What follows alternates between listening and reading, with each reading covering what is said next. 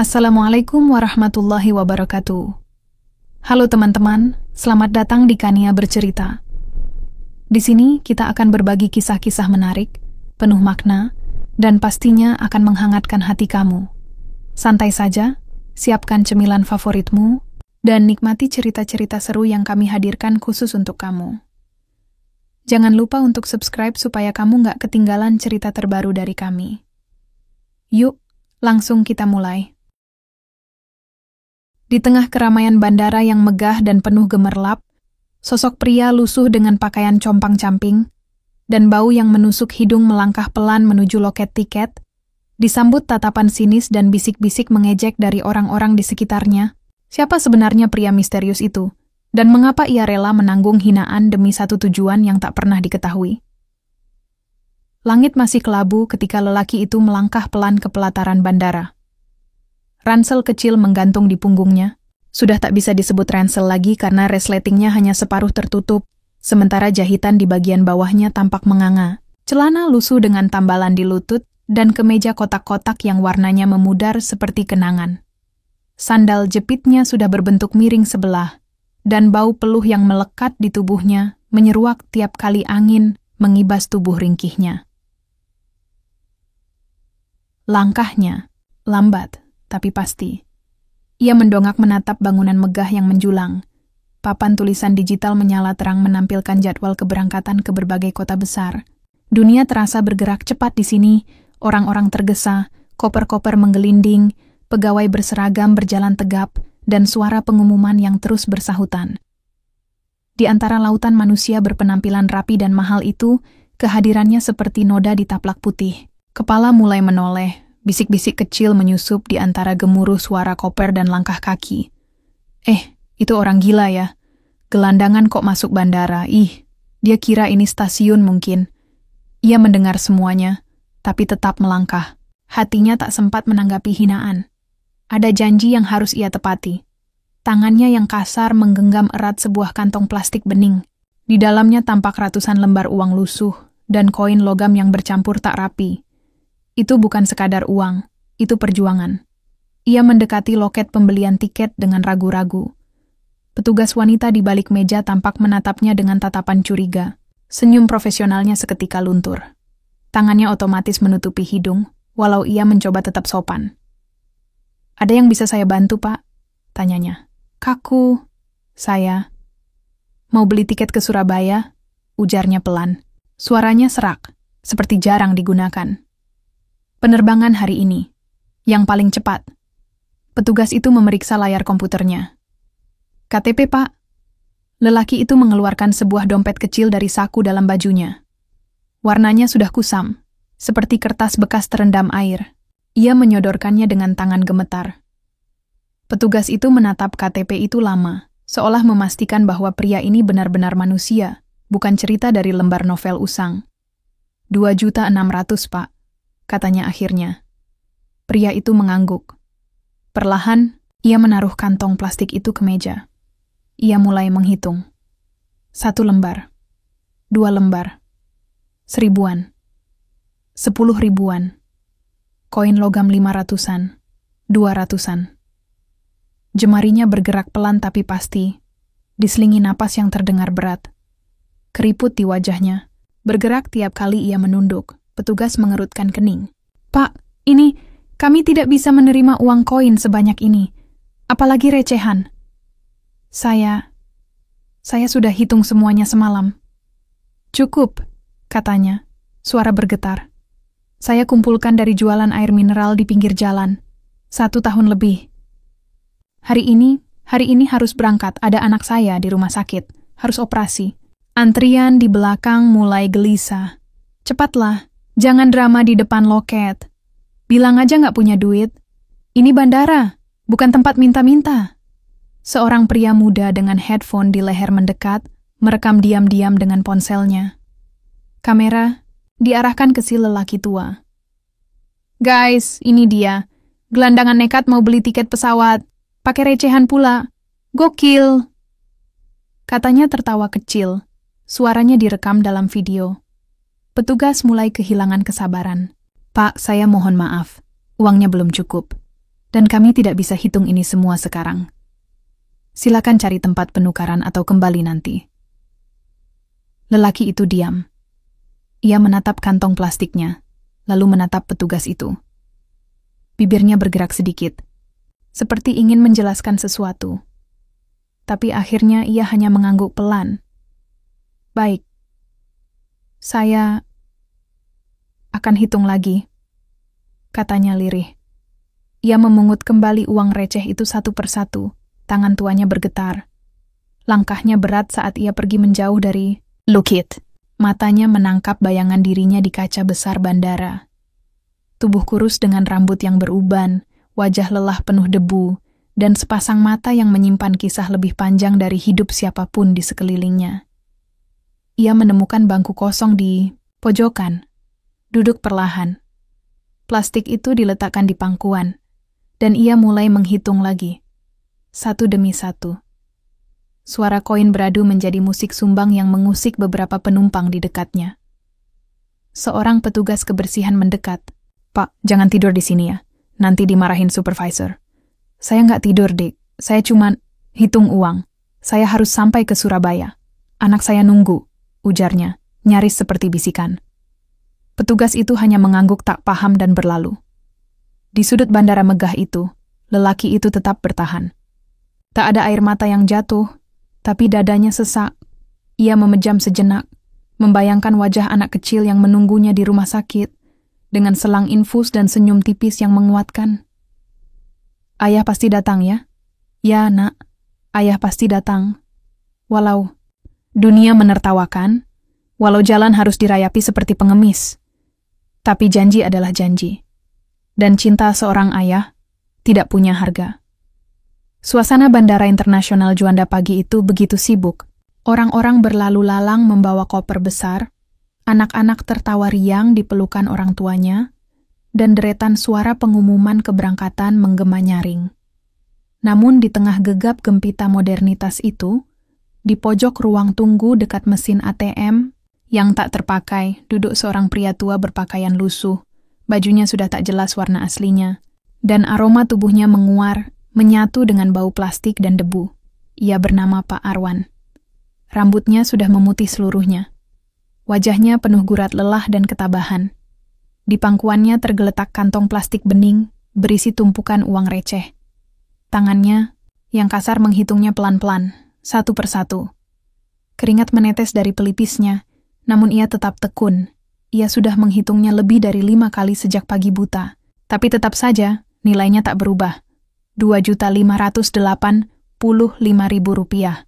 Kurang 15.000 lagi dari harga tiket ke Surabaya. Hanya 15.000. Gumamnya lirih, setengah putus asa. Ia tak punya lagi yang bisa dijual. Sandalnya pun bukan miliknya sendiri. Ia meminjamnya dari Pak Riko, pemilik warung kopi tempat ia biasa membantu mencuci gelas setiap sore. Ia tak tahu apakah bisa mengembalikannya tepat waktu, tapi hari ini lebih penting. Teramat penting. Matanya kembali menatap selembar foto kecil yang sudah mulai menguning di ujungnya. Bocah laki-laki dalam foto itu sedang tersenyum lebar. Pipinya cabi, gigi depannya ompong satu, dan tangannya memegang piagam juara kelas. Di balik foto itu, ada tulisan tangan kecil dengan huruf miring dan berantakan. "Untuk ayahku, pahlawan superku." Pak Arwan mengelus tulisan itu dengan ujung jari. Ia menghela napas berat. Ada genangan air di pelupuk matanya, namun ia tahan agar tidak jatuh. "Dio, tunggu nak. Ayah datang," katanya lirih. Hampir tak terdengar. Anaknya, Dio, bukan anak kandung. Tapi tak sedikit pun kasih sayang Pak Arwan berkurang.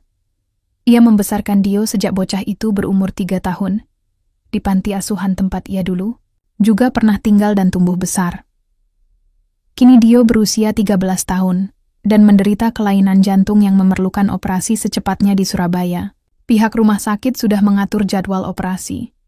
Tapi Dio terus menunggu, memegang kata-kata ayah angkatnya yang bersumpah akan menemaninya selama operasi. Bukan karena Dio takut, tapi karena ia merasa tenang kalau ada ayah Arwan di dekatnya. Namun, realita tak seindah niat suci. Pak Arwan sudah mengumpulkan uang sejak 4 bulan terakhir, bekerja serabutan.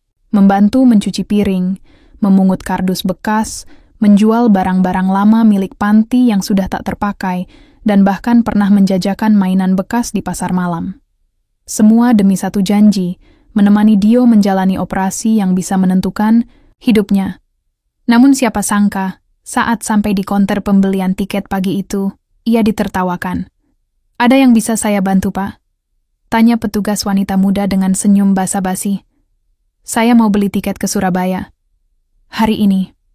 "Satu orang, satu arah," jawabnya pelan. Petugas itu sempat mengernyit. Matanya menelusuri pakaian Pak Arwan dari atas sampai bawah.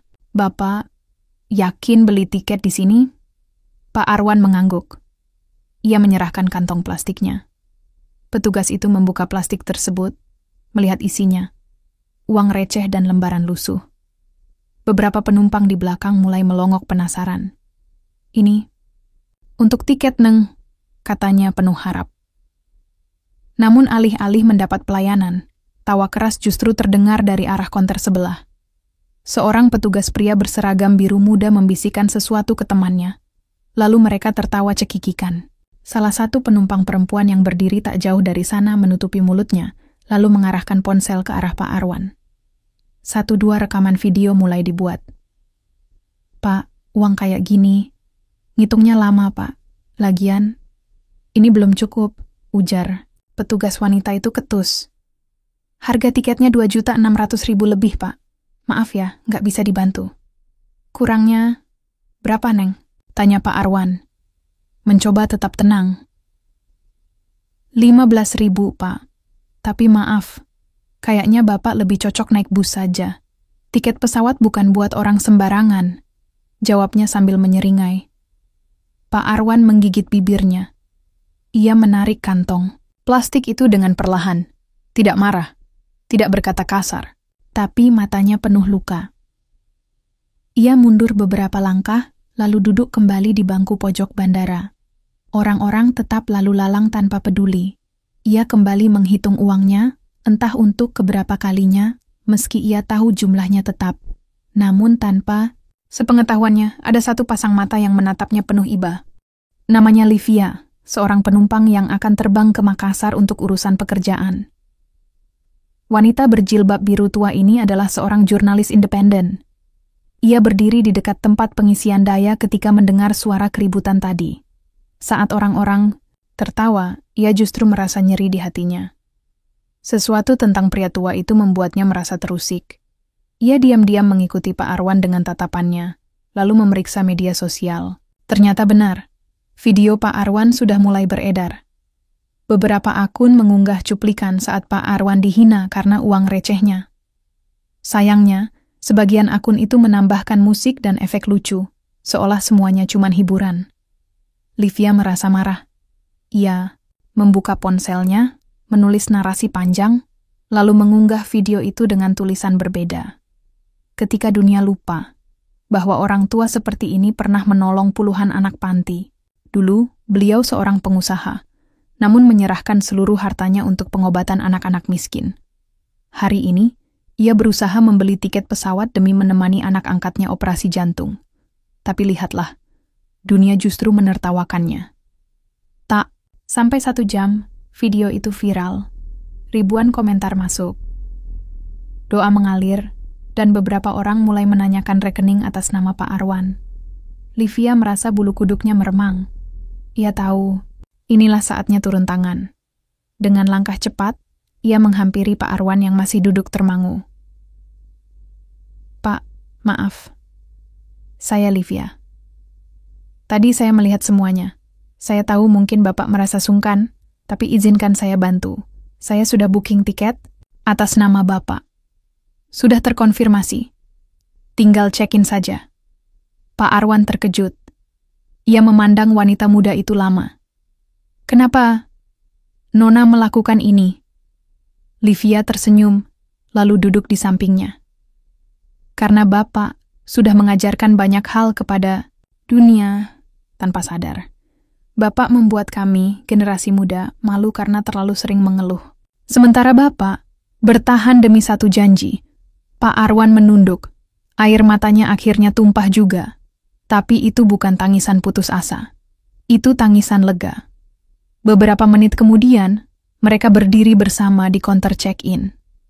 Petugas wanita yang tadi menghina kini tampak gugup. Wajahnya memerah saat melihat nama penumpang yang diinput oleh sistem. "Maafkan saya, Pak. Saya tidak tahu," katanya terbata. Pak Arwan mengangguk. "Tak apa, Nak. Dunia ini memang seperti itu.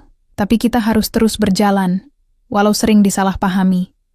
Dan saat boarding diumumkan, Pak Arwan melangkah masuk ke ruang tunggu keberangkatan. Kali ini bukan sebagai bahan tawa, tetapi sebagai pahlawan yang baru saja membuka mata dunia.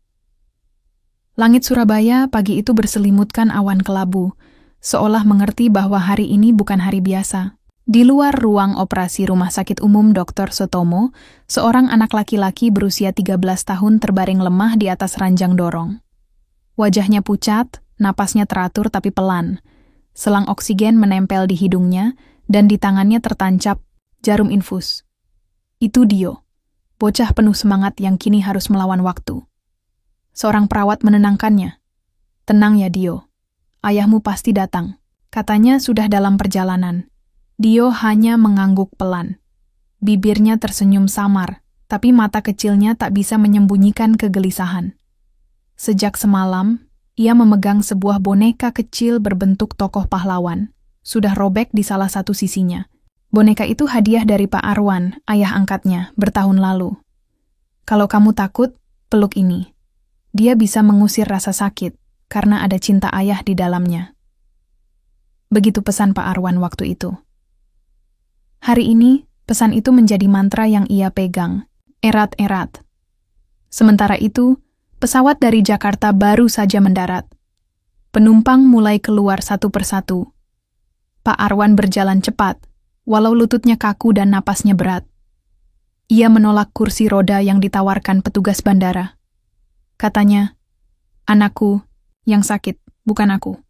Kaki ini masih harus berjalan menepati janji." Di luar bandara, Livia sudah menunggunya dengan mobil sewaan. "Mari, Pak. Saya sudah hubungi pihak rumah sakit. Dio akan dibawa ke ruang operasi sebentar lagi," katanya panik. "Cepat, Nak. Ayah harus ada di sana sebelum pintunya ditutup." Dalam perjalanan ke rumah sakit, Pak Arwan diam. Tangannya menggenggam erat foto kecil Dio. Matanya berkaca-kaca. Kenangan-kenangan datang satu persatu. Saat pertama kali menggendong Dio di panti asuhan, saat mengajari anak itu mengeja huruf, saat mereka menangis bersama di malam hujan ketika Dio demam tinggi, dan tak ada uang untuk beli obat. Dio itu cahaya dalam hidup saya, Nona. Setelah semua yang saya alami, setelah kehilangan rumah, usaha, nama baik, hanya dia yang tersisa. Saya hidup karena ada dia. Livia tak sanggup berkata-kata. Ia hanya bisa menatap jalanan di depan sambil menahan air mata. Sesampainya di rumah sakit, mereka langsung menuju ruang operasi. Namun, maaf, Bapak terlambat beberapa menit. Pasien sudah dibawa masuk dan proses steril sudah dimulai. "Bapak tidak diperkenankan masuk," kata seorang dokter muda dengan nada datar. Pak Arwan terpaku. Dunia seolah berhenti sejenak. Ia menatap pintu ruang operasi yang tertutup rapat. Tangannya mengepal, lalu perlahan lemas di sisi tubuhnya. Ia bersandar di dinding, napasnya berat. Tapi, saya janji akan ada di sana. Bisiknya, lebih kepada dirinya sendiri. Sementara itu di dalam ruang operasi, Dio terus melirik ke arah pintu, meski kesadarannya mulai kabur. Di sela-sela bisikan tim medis yang sibuk, ia bergumam lirih. "Ayah, sudah datang, belum?" "Dokter, Utama mendekat. Pasien mengalami penurunan saturasi. Kita harus mulai sekarang." Dio memejamkan mata. Tapi sebelum ia benar-benar tak sadar, ia menggenggam bonekanya lebih kuat. Bibirnya menggumamkan satu kata terakhir. "Ayah." Di luar, Pak Arwan bersimpuh. Ia menunduk, lalu menangis diam-diam. Namun tak lama, suara langkah tergesa datang, menghampiri. Seorang wanita parubaya mengenakan kerudung abu-abu, membawa map besar dan berkata, "Pak Arwan, saya dari Dinas Sosial. Kami melihat berita tentang Bapak dan Dio. Saya mewakili para donatur dan Yayasan Peduli Anak Jantung." Pak Arwan menoleh, matanya bingung. Livia segera menjelaskan. "Pak, video tentang perjuangan Bapak viral. Ribuan orang menggalang dana. Bahkan, sudah cukup bukan hanya untuk operasi Dio, tapi juga untuk pengobatan lanjutan dan biaya hidup setelahnya. Rumah sakit juga berjanji akan memprioritaskan Dio sebagai pasien rawat intensif." Pak Arwan terdiam. Tangannya gemetar. "Tuhan, kau benar-benar tak pernah tidur." 4 jam kemudian, pintu ruang operasi terbuka perlahan. Seorang dokter keluar dengan wajah lelah, tapi tersenyum. Operasi berjalan lancar. Alat bantu jantungnya diterima dengan baik. Sekarang Dio sedang dipindahkan ke ruang ICU. Tapi kami yakin kemungkinan sembuhnya sangat besar. Pak Arwan memeluk dokter itu, menangis dalam diam. Livia ikut menunduk penuh syukur. Tak lama, mereka diperbolehkan melihat Dio dari balik kaca ruang ICU. Bocah itu masih tak sadarkan diri, tapi terlihat jauh lebih damai. Detak jantungnya stabil. Mesin di sekitarnya mengeluarkan bunyi ritmis yang menenangkan. Pak Arwan berdiri mematung, tangan di dada. Bibirnya bergetar lalu berkata pelan, "Terima kasih Tuhan, aku tak perlu kaya asal anakku hidup." Hari itu, sebuah babak baru dimulai. Bukan hanya bagi Dio, tapi juga bagi Pak Arwan. Pemulung yang dulu dianggap rendah, kini menjadi simbol dari cinta yang tak kenal lelah. Di luar rumah sakit, ribuan komentar terus berdatangan. "Pak Arwan, Anda inspirasi kami. Jarang ada ayah seperti Bapak. Doakan saya bisa setabah itu. Saya transfer sedikit untuk Bapak dan Dio. Mohon jangan ditolak."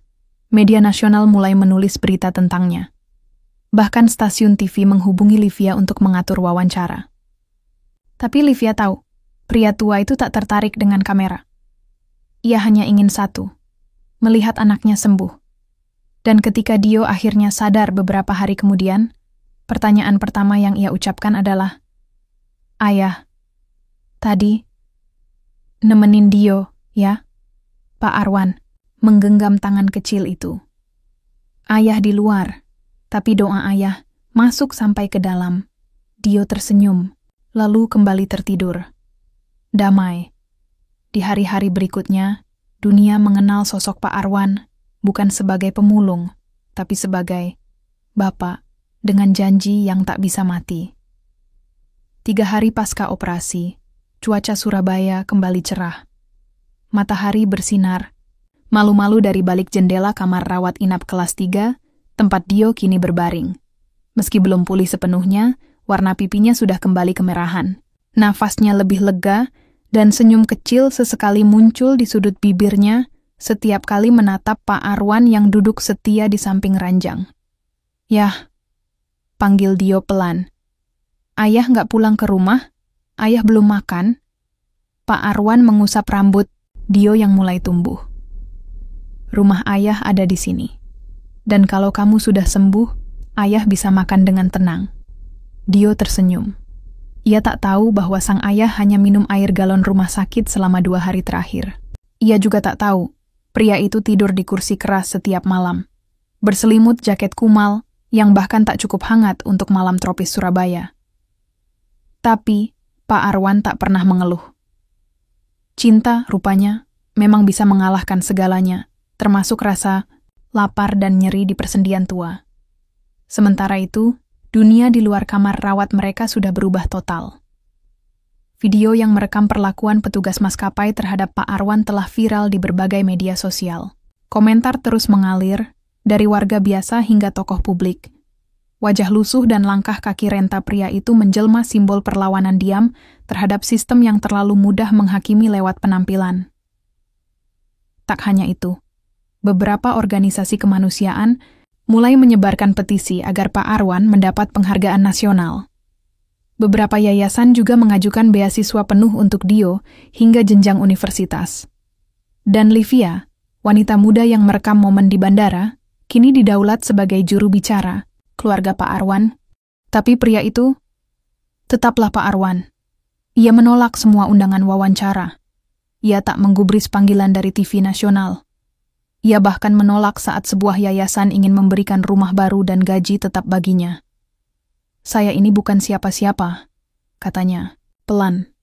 "Yang saya lakukan cuma menepati janji. Apa itu layak jadi berita?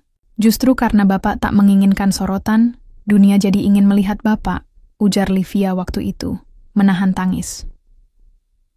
2 minggu setelah operasi, Dio diizinkan pulang untuk pemulihan mandiri.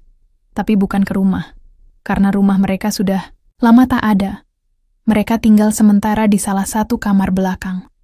Panti asuhan tempat Dio dibesarkan. Tempat itu sederhana.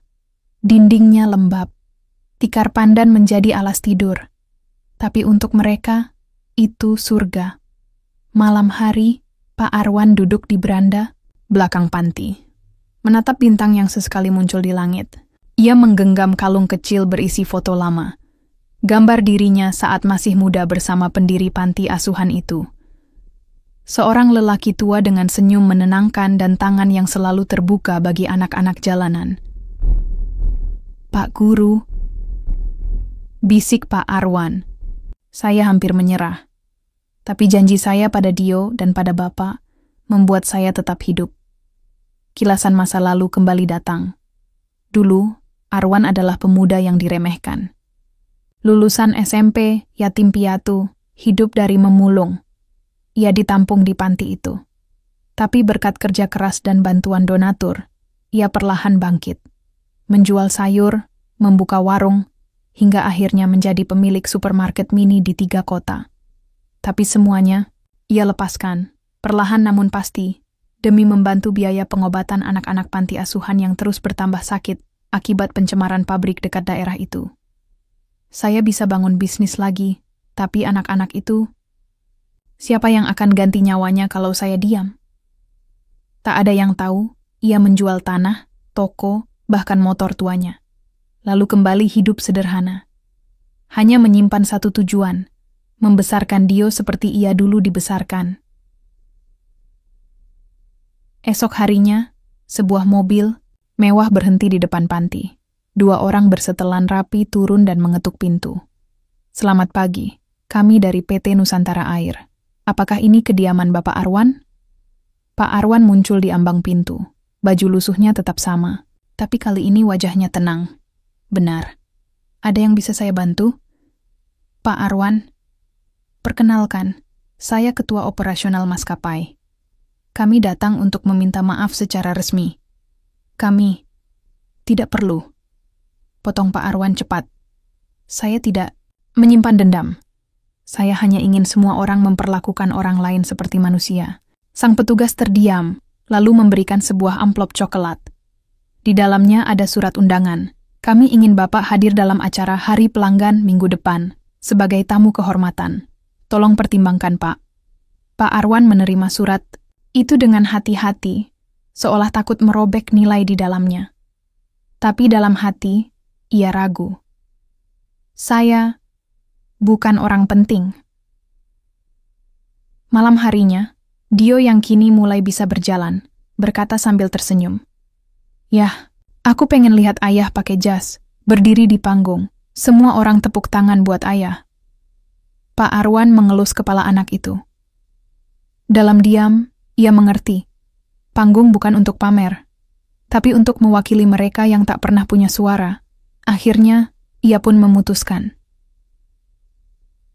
Hari acara pun tiba. Di gedung besar dengan lampu-lampu mewah dan karpet merah, semua orang menanti. Saat nama Pak Arwan dipanggil, suasana sejenak hening. Lalu, pria tua dengan baju sederhana dan senyum kecil berjalan perlahan ke panggung. Seluruh ruangan berdiri. Tepuk tangan menggema. Pak Arwan berdiri di belakang podium.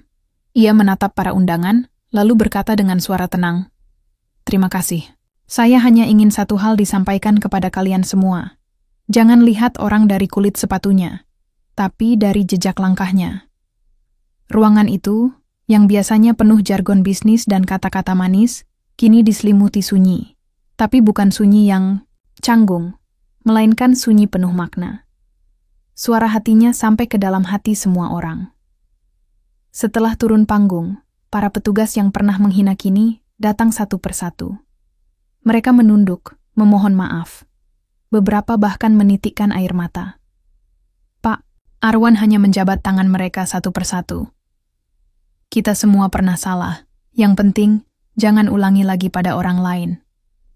Hari itu, Pak Arwan tak hanya menjadi tamu kehormatan. Ia menjadi suara bagi yang tak terdengar, wajah bagi yang tak terlihat, dan harapan bagi yang pernah kehilangan segalanya. Dan malam itu, di kamar panti yang sempit, Dio memeluk Pak Arwan. Erat, ayah, aku bangga. Semua orang tahu ayah hebat. Pak Arwan tersenyum. Ayah bukan hebat. Ayah hanya menepati janji. Pagi itu, aroma ketupat dan tempe bacem mengepul dari dapur kecil panti asuhan. Hari Lebaran telah tiba.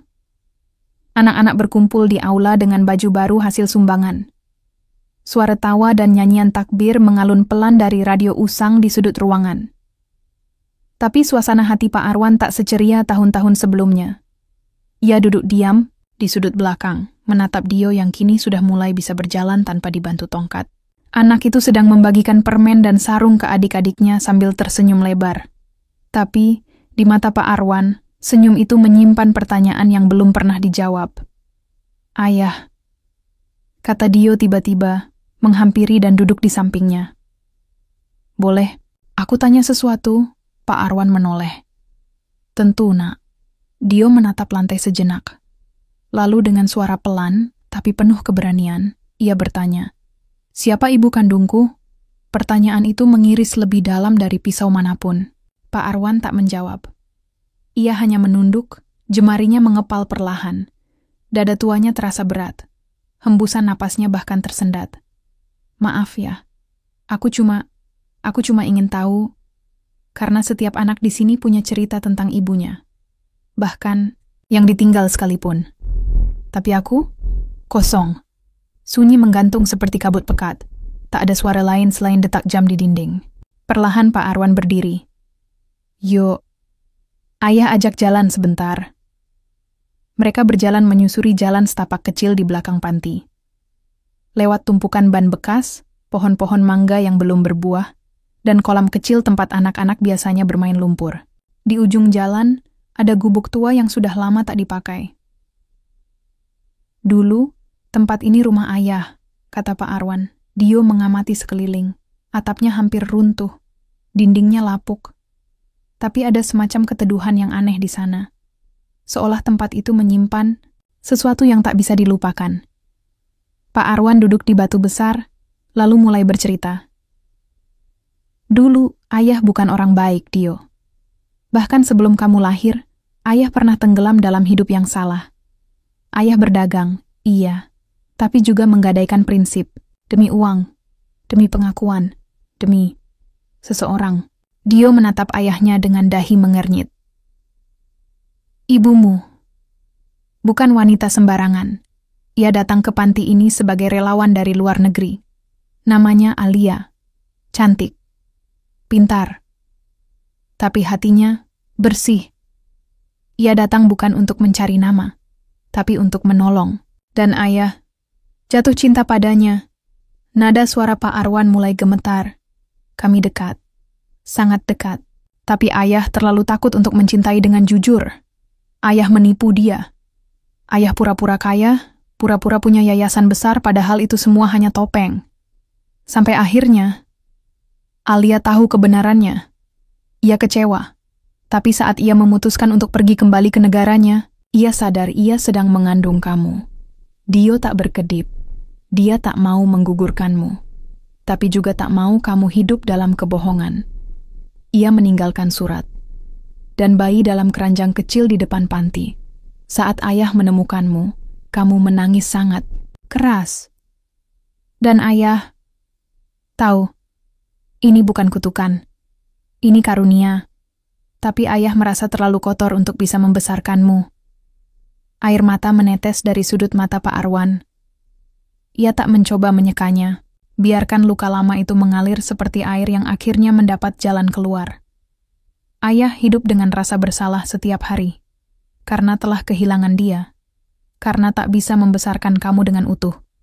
Tapi ayah berjanji, ayah akan menjadi lelaki yang pantas kau sebut ayah, bukan karena darah, tapi karena pengorbanan. Dio duduk terdiam, matanya memerah, tapi bukan karena marah, melainkan karena paham. Perlahan ia memeluk tubuh ayahnya. Ya, kamu adalah ayahku, satu-satunya. Aku gak butuh yang lain. Malam harinya, ketika semua anak sudah tertidur, Pak Arwan duduk di depan rumah panti, menatap bulan sabit yang menggantung sendirian di langit. Tiba-tiba sebuah mobil berhenti. Seseorang turun, wanita muda berambut panjang, dengan sorot mata tajam tapi hangat. Wajahnya tak asing. Selamat malam, Pak Arwan. Pak Arwan berdiri, pelan. Kamu, wanita itu mengangguk. Nama saya Malika. Saya anak dari Alia. Dunia seakan berhenti berputar sesaat. Malika menyerahkan sebuah map besar berisi dokumen, surat, dan foto-foto lama. Ibu meninggal 5 bulan lalu karena leukemia. Tapi sebelum itu, dia menyuruh saya mencari bapak. Dan adik saya. Pak Arwan menjatuhkan tubuhnya ke bangku kayu. Nafasnya tercekat. Alia. Masih mengingatku? Bisiknya nyaris tak terdengar. Malika tersenyum tipis. Bukan hanya ingat, Pak. Ia selalu mencintai bapak. Meski ia tak kembali, tapi ia selalu mendoakan. Pak Arwan menatap langit. Bulan kini terselubung awan. Dio keluar, berjalan ke arah suara. Dan saat ia melihat Malika, ia berhenti. Siapa dia ya? Pak Arwan tersenyum. Kakakmu Dio. Malam itu, dua dunia yang sempat terpisah, oleh kesalahan dan waktu akhirnya dipertemukan. Bukan oleh dendam, tapi oleh cinta yang tak lekang. Dosa memang tak selalu bisa ditebus, tapi kejujuran, kesetiaan, dan pengorbanan bisa menjadi jembatan menuju maaf. Dan di tengah sunyi malam Surabaya, untuk pertama kalinya sejak lama, Pak Arwan tertidur dengan tenang. Ia tahu, tak ada lagi rahasia yang harus ia simpan. Tak ada lagi luka yang harus ia bungkus. Hanya ada cinta yang akhirnya menemukan rumah. Udara pagi di Surabaya terasa hangat, meski langit mendung menggantung seperti ingin ikut menangis. Di halaman panti asuhan, beberapa anak berlarian kecil mengenakan kaos kaki yang belum kering sempurna. Tapi di balik hiruk-pikuk anak-anak, pagi itu terasa berbeda. Seolah waktu berjalan lebih lambat. Seolah ada yang sedang bersiap untuk berpamitan, meski belum mengucap sepatah kata pun. Pak Arwan duduk di kursi reyotnya, mengenakan baju koko putih, dan peci yang biasa ia pakai hanya saat salat Jumat. Tangannya memegang amplop besar berisi uang, hasil dari semua kerja keras dan sumbangan yang masuk sejak video dirinya di bandara viral beberapa hari lalu. Ia menatap amplop itu lama sekali, seakan ada lebih dari sekadar angka di dalamnya. Di sebelahnya Dio tampak mengenakan jaket tebal. Wajahnya berseri, tapi napasnya sedikit terengah. Hari ini adalah hari yang dinanti, hari operasi jantungnya. Akan dilakukan di rumah sakit terbaik di Jakarta. Tim medis sudah siap, tiket pesawat sudah dibeli oleh pihak maskapai sebagai bentuk permintaan maaf mereka. Bahkan, manajer bandara yang dulu menghinanya secara terbuka kini telah meminta maaf dan datang pagi itu membawa karangan bunga serta kata-kata tulus. Namun, di balik senyum Dio, ada sorot khawatir. Ia melihat mata ayahnya sedikit sayu, seperti menyimpan beban yang tak bisa dibagikan. Ayah, kamu baik-baik aja kan? Tanya Dio pelan, menggenggam tangan Pak Arwan yang mulai dingin. Pak Arwan tersenyum. Tentu nak, hari ini hari bahagiamu. Ayah gak akan kemana-mana. Ayah akan terus mendoakanmu. Sementara itu, Malika sibuk menyiapkan koper kecil dan dokumen medis. Ia akan mendampingi Dio ke Jakarta. Semenjak pertemuan mereka yang mengharukan itu, Malika menetap di panti untuk sementara. Hubungannya dengan adiknya terjalin cepat, seperti dua potongan teka-teki yang akhirnya saling melengkapi. Ketika mobil ambulans datang menjemput, semua anak panti berbaris memberi salam. Dio mencium tangan ayahnya. Doakan aku ya. Aku akan sembuh. Aku janji. Pak Arwan memeluknya. Lama. Sangat lama. Iya nak, kamu harus sembuh. Banyak yang harus kamu lakukan di dunia ini. Kamu belum selesai menulis kisahmu. Mobil melaju perlahan keluar halaman.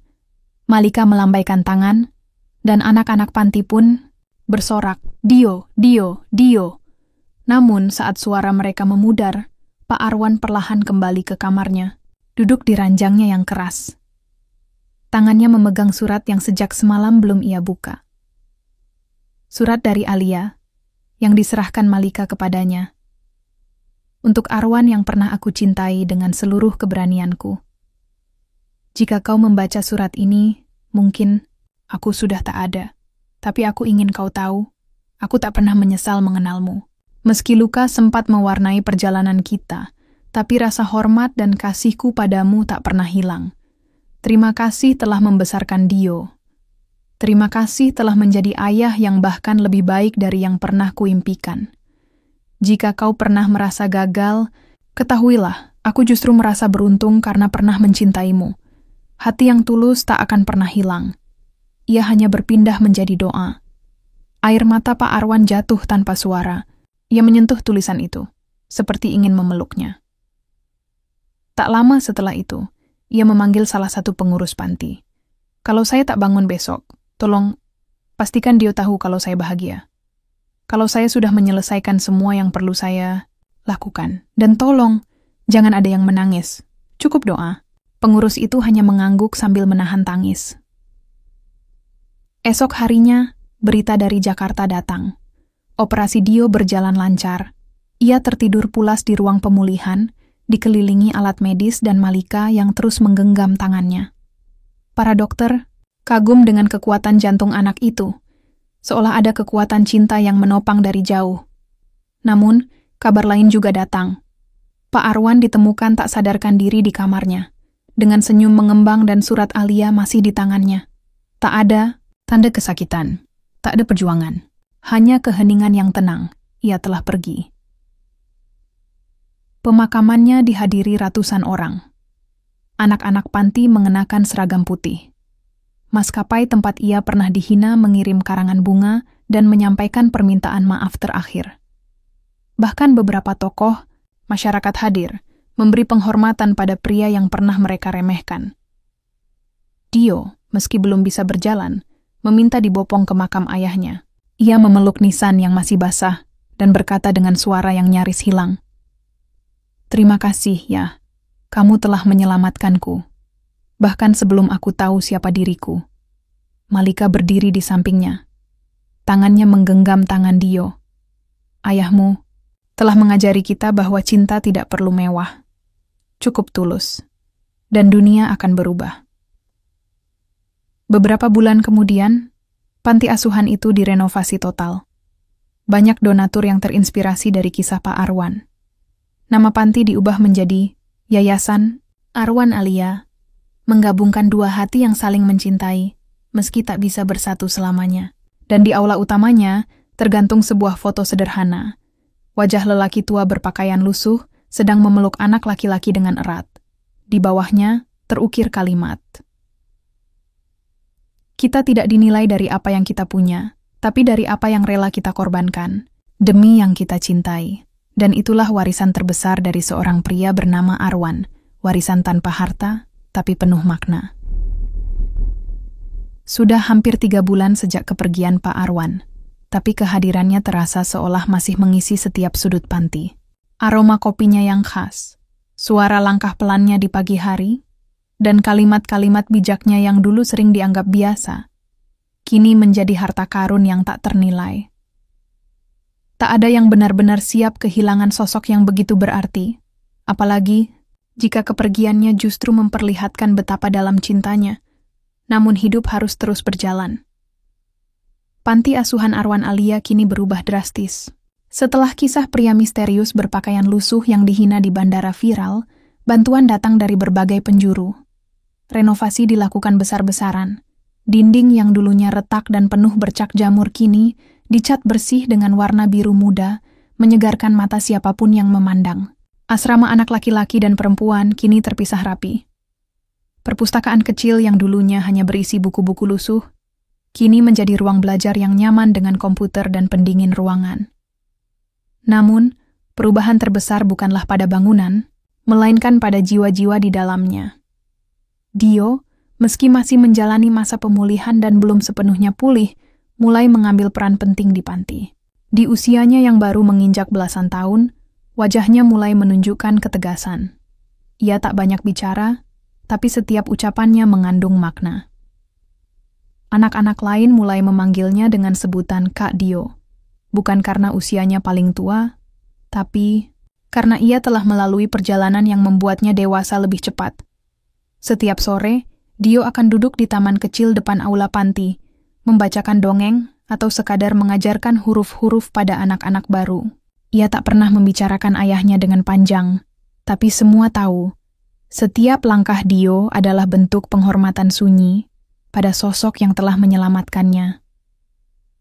Sementara itu, Malika memutuskan tinggal untuk waktu yang belum ditentukan. Ia melepas pekerjaannya di luar kota dan kini menjadi salah satu pengurus tetap di yayasan. Tak ada yang menyuruh dan tak ada yang menahannya. Tapi ia tahu, disinilah hatinya kini berada. Di tempat di mana seorang pria bernama Arwan pernah mencintai diam-diam, mengorbankan segalanya, dan meninggalkan warisan cinta yang tak kasat mata. Suatu hari, Malika menemukan buku catatan milik Pak Arwan di bawah bantal tempat tidurnya dulu. Buku itu lusuh, penuh coretan tangan dan bekas tetesan air yang telah mengering. Namun isi dari catatan itu membuatnya menahan napas. Di salah satu halaman tertulis, "Jika suatu hari aku pergi sebelum Dio tumbuh dewasa, aku ingin ia tahu bahwa ia bukan anak dari darahku, tapi ia anak dari pilihanku. Dan pilihan itu tak pernah salah. Aku ingin ia tahu bahwa setiap uang yang aku kumpulkan bukan demi kesombongan, tapi agar ia punya harapan. Jika dia bertanya tentang siapa ibunya, katakan saja, ibunya adalah cahaya yang membuatku pernah berharap sekali lagi untuk hidup lebih lama." Tangan Malika gemetar. Ia menutup buku itu pelan dan memeluknya, seolah memeluk Arwan sekali lagi. Hari demi hari, yayasan itu mulai dikunjungi banyak orang. Ada yang datang membawa bantuan. Ada yang datang hanya ingin melihat tempat tinggal pria dalam video yang viral itu. Tapi semua yang datang selalu pulang dengan perasaan yang berbeda. Mereka tak lagi melihat tempat ini sebagai panti kumuh, melainkan sebagai rumah. Rumah yang dibangun dari kasih sayang, bukan batu bata semata. Yang paling mengejutkan adalah surat dari pihak maskapai. Mereka mengundang Dio dan Malika ke acara penghargaan khusus, bukan hanya sebagai bentuk permintaan maaf, tapi sebagai simbol dari pembelajaran besar yang mereka dapat dari insiden di bandara waktu itu. Acara itu dilaksanakan di gedung megah, jauh dari kesederhanaan dunia yang biasa mereka jalani. Dio mengenakan jas sederhana, sementara Malika tampil anggun dengan gamis putih. Saat namanya dipanggil, Dio naik ke panggung dengan langkah pelan. Sorot lampu mengarah padanya, dan ratusan mata menatap penuh hormat. MC acara itu membacakan, "Malam ini kami memberi penghargaan hati yang mengubah dunia kepada seseorang yang mungkin dianggap tak berarti oleh sebagian orang, namun menunjukkan kepada kita bahwa cinta, ketulusan, dan pengorbanan adalah hal yang tak bisa dinilai dari pakaian atau jabatan." Dio berdiri dengan tenang. Mikrofon disesuaikan dengan tinggi badannya. "Terima kasih," katanya lirih, lalu menarik napas dalam. "Saya tidak tahu apa yang akan saya katakan, tapi ayah saya pernah bilang, warisan terbaik yang bisa kita tinggalkan bukan uang, tapi cinta. Saya ingin meneruskan itu, bukan hanya untuk saya, tapi untuk semua anak yang pernah merasa tidak punya siapa-siapa." Ruangan sunyi. Tak ada satupun suara. Bahkan kamera pun tak ada yang berkedip. Beberapa orang tampak menunduk, menahan tangis. Dio melanjutkan, "Jangan menilai seseorang dari luarnya. Bisa jadi, orang paling lusuh di dunia, menyimpan hati, paling bersih yang pernah ada." Tepuk tangan menggelegar. Malika berdiri sambil menatapnya dengan bangga, air matanya tak terbendung. Malam itu, Pak Arwan mungkin sudah tiada. tapi namanya bergema lebih kuat dari sebelumnya. Dan warisannya bukan berupa rumah mewah atau rekening gemuk, melainkan satu generasi baru yang dibesarkan dengan cinta dan nilai hidup sejati. Beberapa waktu kemudian, satu bangunan kecil didirikan di belakang panti. Sebuah rumah baca diberi nama Pojok Arwan, tempat anak-anak bisa membaca, menulis, dan bermimpi. Di dinding utamanya tertulis kutipan yang terinspirasi dari buku catatan sang ayah. Kau tak harus punya banyak untuk menjadi besar. Kau hanya perlu hati yang cukup, luas untuk menampung cinta. Pagi itu, mentari menyelinap masuk melalui jendela-jendela kayu rumah panti yang baru direnovasi. Angin mengayun pelan dedaunan pohon ketapang di halaman depan. Panti asuhan Arwan Alia kembali dalam rutinitasnya, tapi hari ini terasa berbeda. Hari ini, tepat 1 tahun sejak kepergian Pak Arwan. Dio berdiri di depan makam ayah angkatnya, yang kini terletak di tanah kecil di belakang panti, sebuah nisan sederhana terbuat dari kayu jati, dengan ukiran nama Arwan dan satu kalimat pendek di bawahnya. Tak perlu dikenang, cukup diteruskan. Malika berdiri beberapa langkah di belakangnya, membiarkan Dio berbicara dalam diam. Bocah itu kini bukan lagi bocah. Sosoknya telah menjelma menjadi anak muda yang tangguh, bersahaja, dan penuh kasih. Cerminan dari ayah yang telah mengajarinya arti hidup dengan cara paling sunyi. Ayah, bisiknya lirih, jemarinya menyentuh permukaan tanah yang mulai ditumbuhi rumput halus. Aku masih ingat kata-kata ayah sebelum masuk ruang operasi. Waktu ayah bilang, "Jangan takut kehilangan aku. Tak ada cinta yang benar-benar pergi jika..." Itu ditanam dengan tulus. Ia menghela napas, menatap langit yang membiru di atas sana. Terima kasih ya, untuk semuanya. Untuk memilihku ketika dunia tidak melihatku. Untuk mengajarkanku jadi manusia, meski aku tak punya siapa-siapa. Untuk percaya padaku lebih dulu sebelum aku bisa percaya diri sendiri. Suaranya bergetar, tapi wajahnya tak menunjukkan kesedihan. Yang tersisa kini hanyalah keteguhan. Dio membuka buku kecil dari sakunya. Buku catatan Pak Arwan yang dulu ditemukan Malika, kini selalu ia bawa kemana-mana. Ia membaca ulang satu halaman yang membuatnya kuat selama ini. Kita tak selalu bisa memberi dunia apa yang ia minta. Tapi kita bisa memberi dunia apa yang ia butuhkan. Sedikit kebaikan di tengah kekacauan. Sedikit cinta di tengah kebisingan. Dan sedikit keberanian untuk tetap menjadi manusia, bahkan ketika dunia menyuruh kita menyerah. Hari itu tak diisi dengan tangis atau ratapan. Justru, panti asuhan mengadakan perayaan kecil. Mereka menyebutnya Hari Terang. Bukan untuk merayakan kematian, tapi kehidupan. Semua anak memakai pakaian putih bersih. Makanan sederhana disajikan. Ada tawa, nyanyian, dan senyum-senyum malu dari anak-anak baru yang mulai merasa bahwa mereka juga dicintai. Di tengah acara, seorang pria tua datang menghampiri Malika. Ia mengenakan jas rapi, membawa koper kecil, dan senyum yang ramah. Di belakangnya, beberapa orang pembawa peralatan liftan. "Anda Malika, benar?" Tanya pria itu sopan. Malika mengangguk. "Saya dari salah satu yayasan amal. Kami telah mendengar tentang Panti Arwan dari tayangan dokumenter yang viral itu.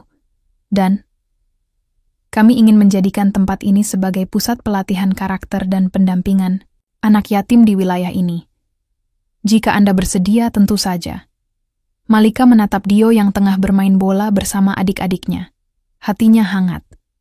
"Saya tidak pernah merencanakan ini semua," jawab Malika jujur. "Tapi saya percaya, sesuatu yang lahir dari ketulusan pasti akan berkembang dengan caranya sendiri.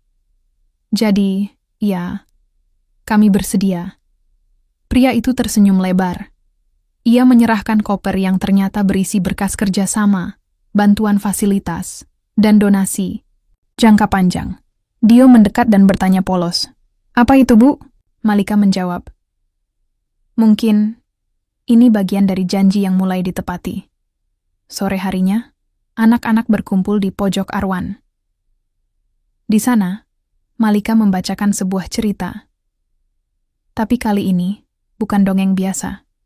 melainkan kisah nyata tentang seorang pria berpakaian lusuh yang membeli tiket pesawat dengan uang receh demi menyelamatkan anak yang ia cintai, tentang bagaimana ia ditertawakan, dihina, tapi tetap melangkah tanpa ragu.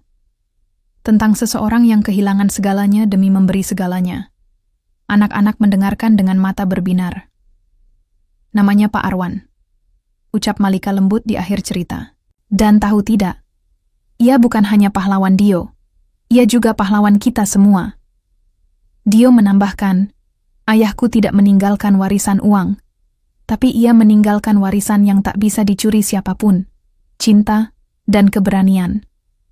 Langit malam mulai meredup, bintang satu persatu muncul, tapi panti itu kini bersinar dari dalam, dari hati-hati kecil yang tumbuh dengan kasih, dari tangan-tangan kecil yang mulai belajar memberi, dan dari jejak kaki seorang pria yang telah menunjukkan bahwa untuk menjadi besar, tak perlu menjadi kaya, cukup menjadi baik sepenuh hati.